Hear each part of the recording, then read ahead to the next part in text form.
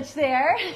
Happy Wine Wednesday. I am Jessica Bell from my wine school, where it is wine your way. I have got my buddy Skip in the room. Say hello, Skip. Hi, everyone. And if you guys could also say hello, if you're signed in, tell us, say hello, and also, you know what, actually tell us where you're loving drinking wines from right now. We know it changes every other week or day or whatever, but where are you liking to get your wine these days? You know, Spain, Italy, France, I don't know. How about you, Skip? Where's your region of choice these days? I'm drinking Spanish Reds. Spanish Reds, like it. All right, you really can't go wrong. It's all wine, right? So, I'm glad to see everyone here. I see some familiar faces, and of course, we always have some newbies too. Well, some people new to the program, and what we've got a couple of tips just to optimize your viewing experience. In the lower right-hand corner of the screen, you're actually going to see a little black box, and you can press that, and that will enlarge the screen so that you can watch us on a full screen. It's like real interactive TV. You know, you don't have to watch us in this tiny little square. Just next to that, you're going to see a circular arrow, and that is if you have any types of problems with your audio or video content, just press that. That will reconnect you, and hopefully we'll get rid of most of the problems. If you have any other problems, let us know. And then to the right of the screen, you're gonna see where people are chatting in. We already see some people talking about Brian is loving his wines from southern France. Love to hear it. Skip Roan, you're asking someone? Talking to Brian. Oh, okay. So Skip was asking Brian where he prefers. So you can see everyone's talking. I see my mom and my cousin in the crowd. I love it. Love you guys. Love that you're here. So that is where you're going to see people chatting in. And if you want to get in on the conversation, because this is supposed to be a conversation, not a lecture, all you have to do is type something in under audience. It'll take you to this screen. And if you've got to sign in, you go ahead and just sign in. If not, you can choose, I believe it says sign up. And it takes you to this screen, and you fill in the 4 or 5 different fields, and you're in. I mean, it's that easy. Really, there is no excuse why everyone should not be chatting today. So, you know, this you don't have to be shy here. No one even knows who you are. I mean, except when I call you out who you are. So here we are at WineCAST number 6. And this is our second wine newbie. And we're going to be doing wine newbies at 6:30. Then starting next week, we're going to start doing what we call Wine Explorer, which is one level up from Wine Newbie. And then in December, we're going to roll out Wine Gurus. So you can choose which level and which wine experience you're seeking. Wine newbies are people who are new to the wine world, but these tastings are also great for people who want to fill in that foundation and really create a solid base for understanding wine. So this week, we are going to be talking about reds and red wine making. Now, I think some of you were here last week, and if you weren't, you didn't get to see it because someone, you know, I don't know who, someone forgot to press record, and so that one is permanently, has vanished from this world. You know, RIP, rest in peace, WineCAST number 5. We will never see you again. But last week we talked about whites and white winemaking. Tonight we're going to be using Leese Fitch from California. It's a Cabernet to talk about red and red winemaking. And let's just bring up the label from last week. This was a doozy. I mean, this label is we didn't even go into it because it's so difficult to read. And we're actually going to bring back this French label in WineCAST number 13 when we talk about reading French labels. So, but I'm bringing it up this time around because I want to compare this label from France that we did last week to the one above me now, which is tonight's, which is from California. And you can just see how much easier this label that we have tonight is to read. I mean, it's really easy to see that it's from California. The grape is Cabernet Sauvignon, and our producer is Leese Fitch, or it's one of the wines they're called The Other Guys. So I just want to show you this, that there tends to be a difference when we look at labels from what we call the old world, which is France and other European countries, and then the new world, which are places like California, South America, South Africa, and Australia. Now that's not always the case, but it's a good illustration, these two labels that we have today. we'll get into that on another WineCast some other day, talk about other New World versus Old World changes, or rather differences. So, but today, like I said, what we're going to be talking about are white versus red wine. So we talked about white wine last week. Now you guys are all experts in white wine and white wine making. And we're going to use that as a point of comparison to understanding red wine. What we're also going to dive in today is to really taste what tannin and body taste like. Last week we talked about sugar and acid because those are a little bit easier to identify in white wines, whereas today we're going to be doing things that are a little easier to identify in reds, which are tannin and body. Now, I think I skipped over the important part of this whole tasting, which is you need to be tasting, you need to drink. And my mom, as you all know, if you've been to wine tastings before here, you know that she's very concerned about we're not drinking enough here. So go ahead and get your bottle open.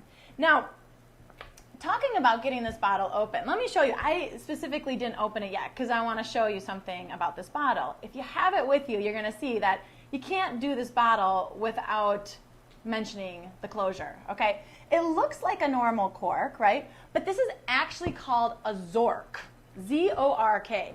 And it's got this, here, I'm going to try and show you guys. It's got this twist around, okay? So you twist it off.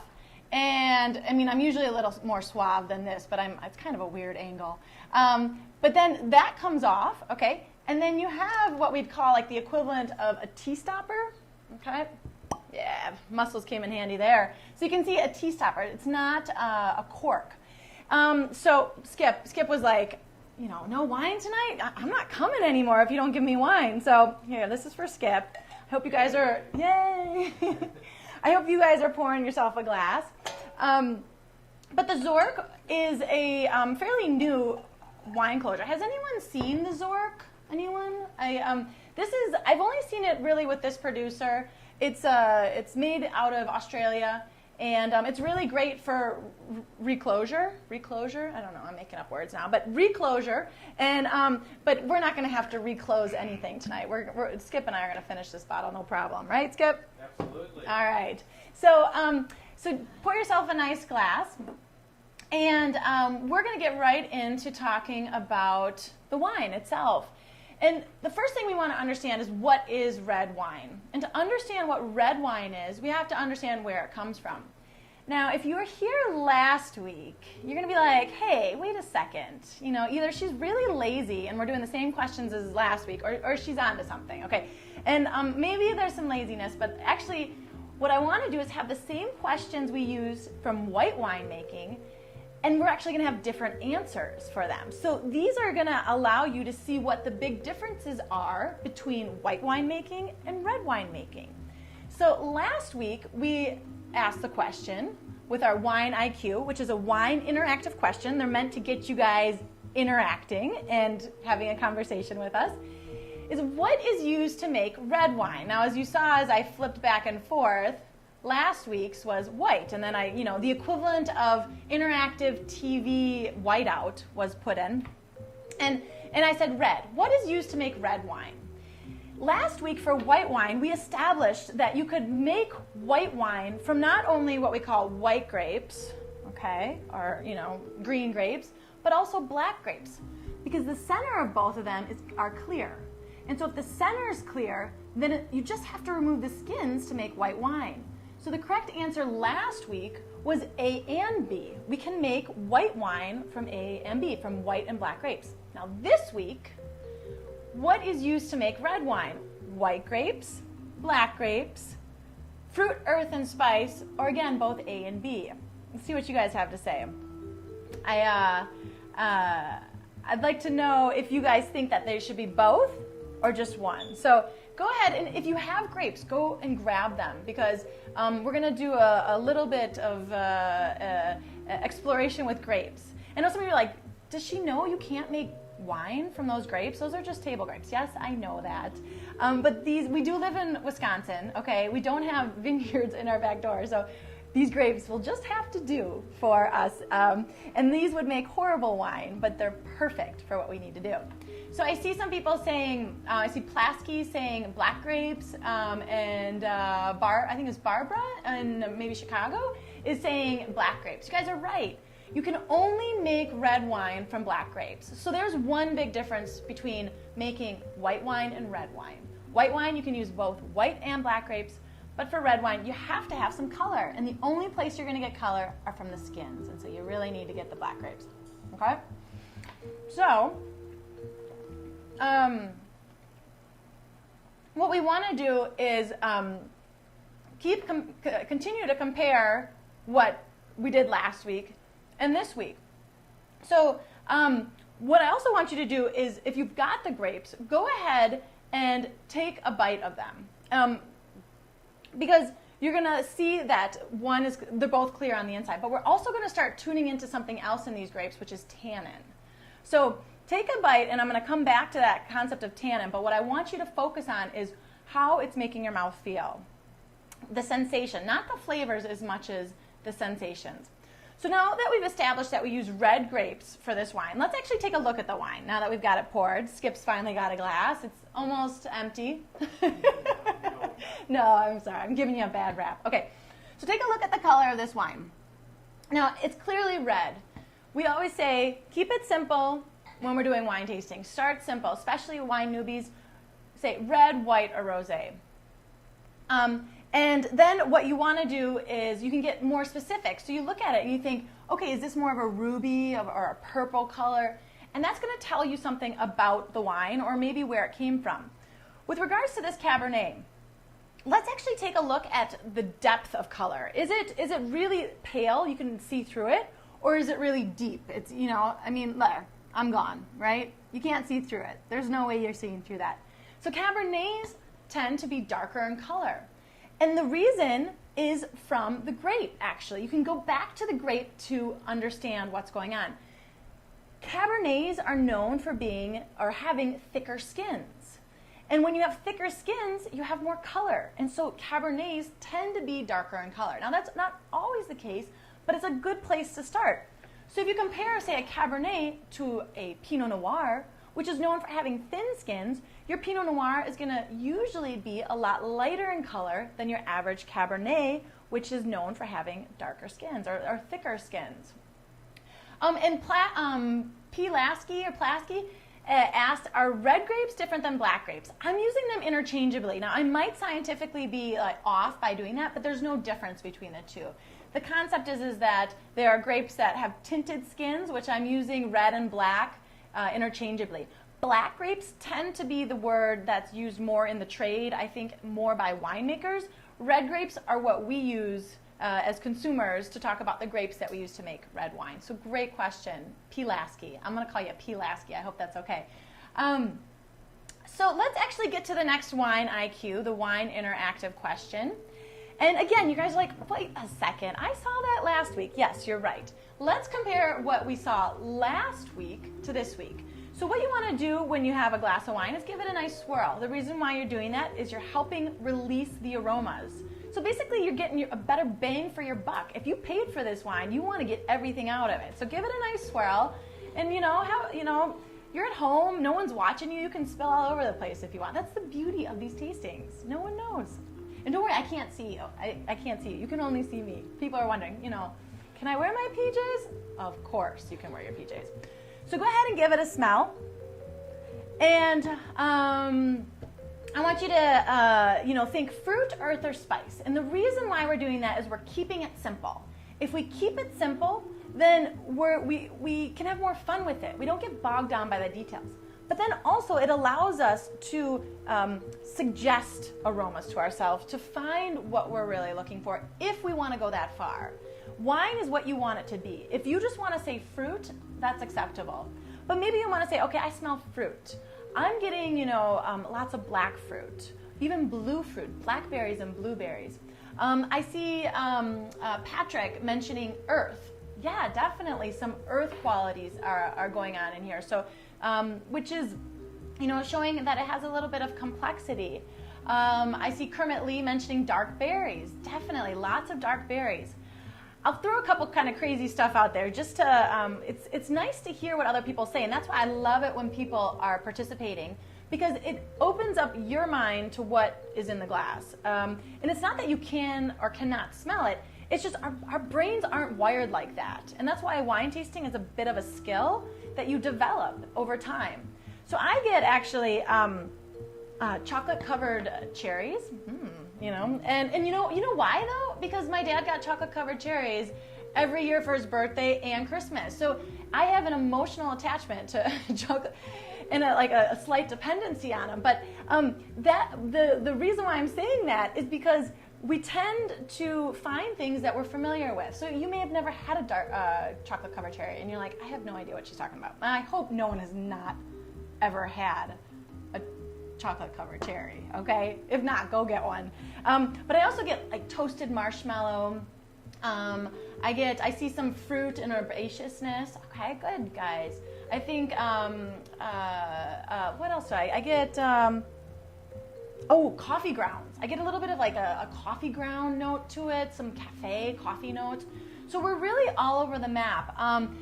Dominus, Vaniac mentions fig. Yeah, totally. That's fantastic. So what Dominus and Kermit and Patrick are all saying, hopefully are helping you find more aromas in your wine. Now, what I want to talk about with this Cabernet is that Cabernets can have many different aromas, and that's what makes grapes and wine so unusual. We talked about this last week, but there are very few fruits in the world where you can take a fruit and create fig, dark berries, and chocolate-covered cherries from. And that's because grapes have so many flavor molecules that it has potential for lots of different flavors. But what you find is that like a grape like Cabernet has a predisposition for certain aromas. For Cabernet, for instance, dark fruit is very common, as well as some what we call like green pepper or menthol or mint. You might get a little menthol or mint on this. I wouldn't go as far as to say green pepper, but menthol and mint as well. Those are really typical of Cabernet. And that's actually what I think makes Cabernet so widely planted. It's what we would call a noble grape. What do I mean by a noble grape? It's like, what is it, like royalty or something? No. There are certain grapes that are more, are better able to achieve greatness. Think of people who are Olympians, They have to be born with the DNA to be an Olympian, and then they have to develop the skill. Well, think of Cabernet as a bit of an Olympian, but not all of them are going to achieve the gold medal at the Olympics, okay? So we can have some that achieve greatness, and others that, like this one, it's $10. It's not meant to be an Olympian. It's meant to be, intramural basketball team. It's just not there. But that's the price that goes along with it. So what makes Cabernet, I think, so popular also, though, is that even in our intramural basketball wines, we can taste a little of that Olympian because it shares something in common. All the Cabernets share something in common. And so that's what I find interesting about, say, a Cabernet, or Riesling would fall into that camp. Pinot Noir would fall into that camp. Chardonnay as well sometimes. So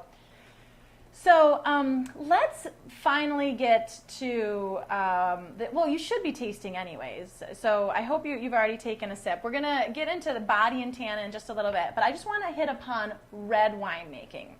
So last week, when we talked about white winemaking, we mentioned we started with something called the crush. You often hear that word, crush. And what all that's going on is the berries being broken somehow. Probably not in someone's mouth, okay? But it is being broken somehow. Hard to see how clear it is. But what that does is it just starts the breakdown process of the grape and allows things like yeast and sugar to come in contact with one another, because before that, they're not really in contact. But, there's nothing dripping, so there's really not a whole lot of liquid coming out of that.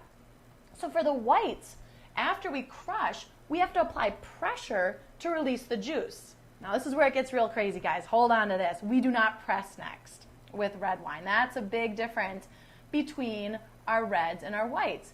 Actually, the next step is going to be fermenting. So we don't press yet. And so fermentation for red wine happens with the skins on. And why? Well, it's a clear inside. If we would press right away, we might get a rosé or even a white wine. We won't get a red wine. It takes time. It takes anywhere from at least 2 to 3 weeks, if not months, sometimes for fermentation to complete. And depending on what style of wine you're making, you're going to leave that on the skins and allow the juice to take color out of the skins. And when it's taking color, it's also taking things called tannins. So we're going to be focusing on tannins. So I want you to think about this.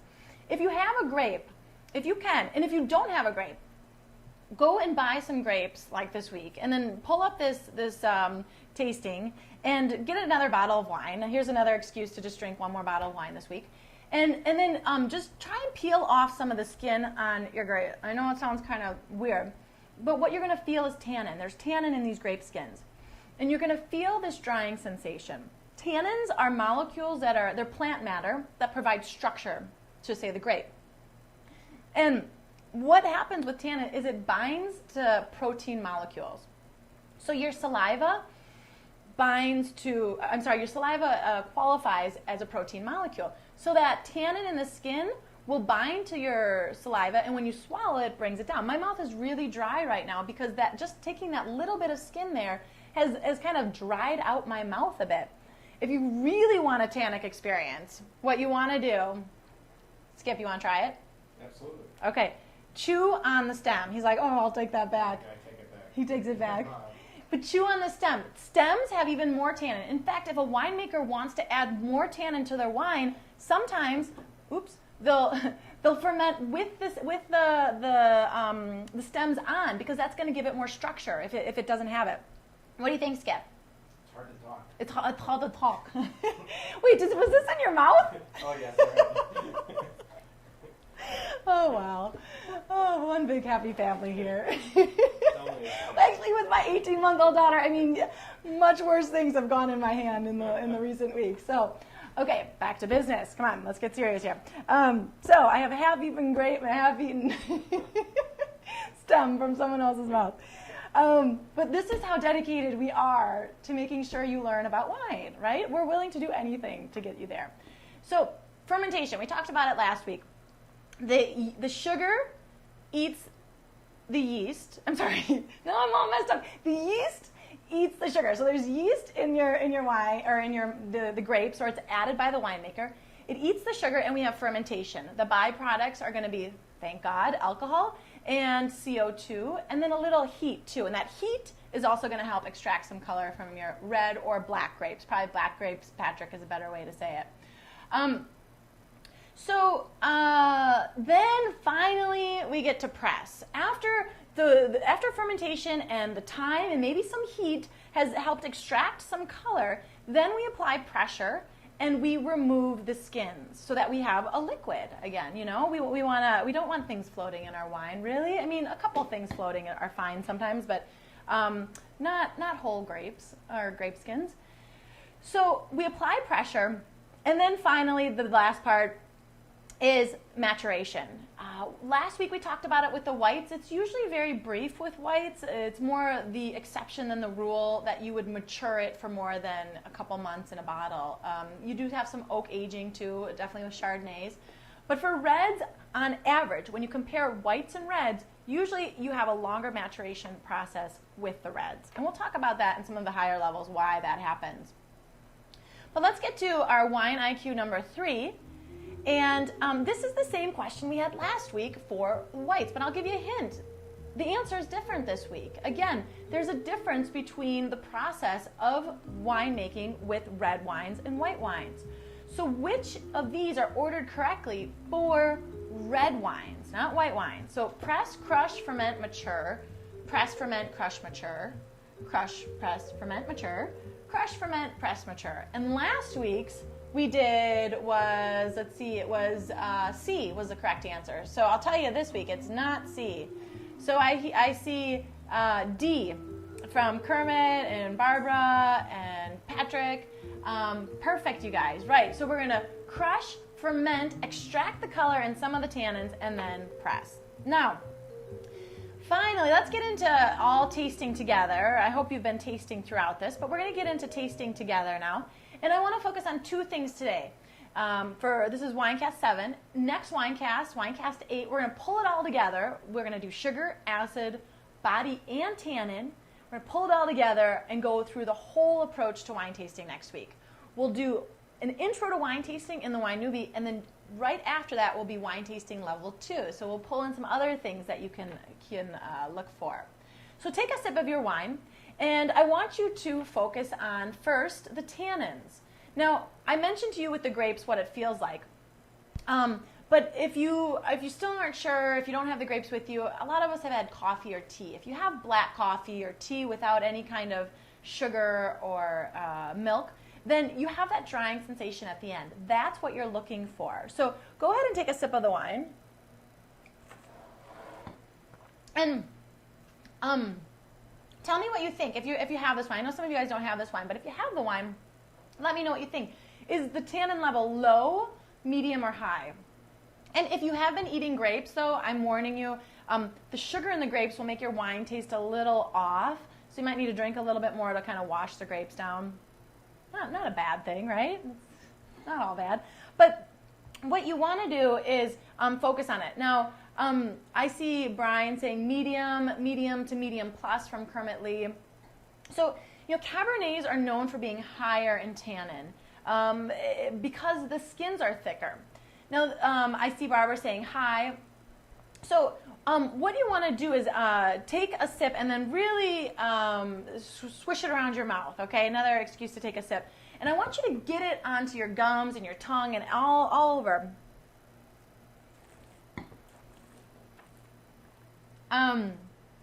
So you're going to feel a drying sensation on your upper gums and your tongue for the most part. But you know what? Actually, in the world of wine, this is at most medium.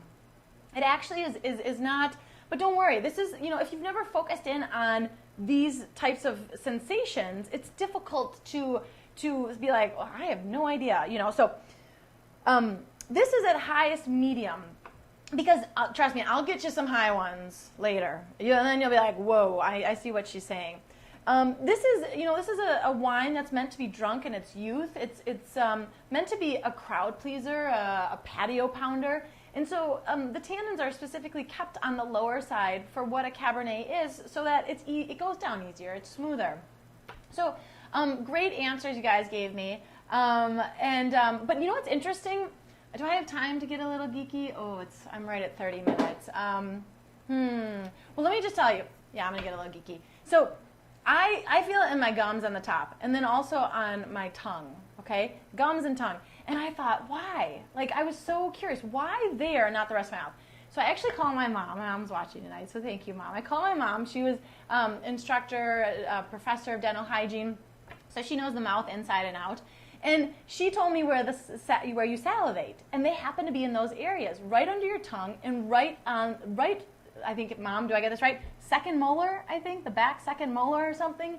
And so these areas that are usually probably the wettest in your mouth, the tannin goes in and just whoosh, and pulls out the saliva. And so relative to what it feels like, it feels really dry. So I haven't read that in any scientific books, but my mom is plenty enough of a source for me. So that's my theory, is why that's where you feel it, is up here and on the tongue. Okay, so I got a little geeky. Go for it. I like it, Patrick. He said to go for it, to be a little geeky. So my mom says, by the way, between the first and second molar. Thank you. Now we have very technically correct information about where we all salivate. So let's actually do the other thing I wanted to focus on, which was body. So go ahead, take another sip if you haven't already. And what you want to think about is your tongue is like a scale. And is the wine light, kind of like water, or is it full like cream? And again, if you're just starting to focus in on these things, it might be difficult at first because you don't have a large spectrum or a large set of experiences to draw from. So go ahead and let me know what you guys think in terms of the body. Is it low, medium, or full? Light or full, let's say. And keep in mind that usually Cabernets tend to be on the fuller side. They tend to have a good amount of tannin, color, alcohol sometimes. And so all that coming together creates a fuller body. This one I actually, again, it's a little bit more of an approachable Cabernet. So I actually, I think Patrick hit the nail on the head. It's a light for a cab, definitely. It's the style of wine. It's a $10 cab. It's not meant to be the home run, huge wine that you would, save for a special occasion and eat with a big steak. Okay, it's great though. I mean, it's got complexity. At $10, this wine was really nice. So let's actually, I see Barbara saying medium. Yeah, definitely medium body. I'd go with medium. Brian mentioned something about aerating the wine. Definitely. This wine, as it opens, I got more and more complexity and aromas. Brian was saying it's getting fuller after time. And Brian, also, what's interesting, you mentioning that this wine gets fuller over time, is the temperature. Because if the temperature warms up at all, which it might, if, especially tonight, it's, not a nice night out, so we might have the heat on tonight and our wine gets a little warmer, the wine will feel fuller at a warmer temp. So if you actually wanted to bring it down a little, you could chill it for a little bit. But then, careful, that'll actually make the tannins a little bit more aggressive. So go ahead and tell me what you guys think of the wine. Again, this isn't a numeric rating, but I'm talking about action steps. What would you do with it? Would you dump it, finish it? It's good, but you're not sure you're going to go buy some more. Buy it. You really, really like this wine. You're going to go out and buy some more, even though there's, like 1,000 Napa cabs out there, so not really, probably less than that, but you're going to go buy this one next time because you like it so much. Stock it. It's like fantastic. You just love this wine. You want it around all the time. And then save it is reserved for those wines that are just a little on the special side or need a little time to come to be optimal drinking. Okay. So I see, let's see, Kermit saying buy it. Kermit, finish and buy it. Patrick, for the price, I definitely drink it. My mother says finish it. Well done, yeah. And Brian, finish it. Yeah, you know what? And there's no right or wrong answers on this. This is what I like about this rating system is that it takes into consideration quality to an extent, but then what you like. So we can all be all over the map. Someone could say dump it, and the other person could say stock it, and everyone is right on. I would go with finish it too. This wine for $10 is a great value. I think I'd happily finish it, in fact. It's a fantastic wine for the price. Like I said, there are so many Napa cabs out there. Difficult to find them at this price point, but it's a pretty straightforward wine, and I definitely would want to go out and try some more. There wasn't anything overly special or unique about the wine, but it was fantastic at the price. So I would definitely recommend people trying it if they haven't, but I don't think I would go out and get some more of it for myself. There's just too many wines out there, too little time.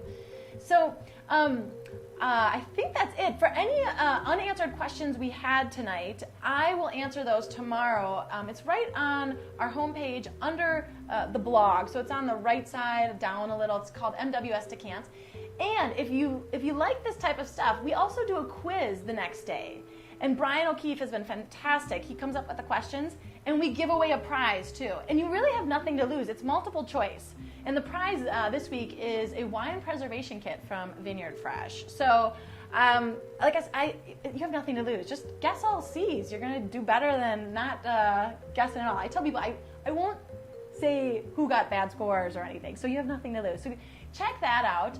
And then also I want to thank you guys. We hit our 200th live view tonight, so that was fun.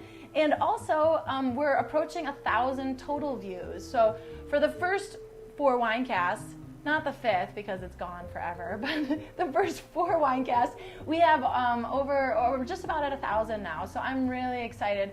Tell your friends if you like it, like what you see tonight, because it's the only way we can keep going is if we get more people watching. Also, if you are watching this live, just look right below the screen if you're watching it on my home screen. If not, go to the home screen and you'll see what I'm talking about. But you can sign up for Twitter and Facebook. Those are fun things to do. But the thing that I just added, which I hope you guys like, is there's a little icon with a wine bottle on it. And you can hit that. If you tonight were sitting there and was like, wow, this would be a lot more fun if I had wine. Well, yeah, of course it would be. That's the whole point, is you're supposed to be drinking. So you can hit that, and if you're local with us, we've got connections all over the metro, Milwaukee and Chicago areas, and if not, let us know where you shop. If you're in Michigan or you're in California or Washington, we plan on going nation, hopefully one day, so to the nation. So let us know where you shop, because we're starting to work on that right now. And I think that might be it for tonight. I want to thank you guys. I had fun. I hope you guys had fun. We did it in 35 minutes. We're getting there, kind of. Got to chop off. You know what I have to chop off, Skip, is being a wine geek. I just got to get rid of it. We'd be done at 30 minutes. I shouldn't have. It's all good. Okay. Well, have a wonderful night. And I'm Jessica from My Wine School, where it is wine your way. Keep on tasting.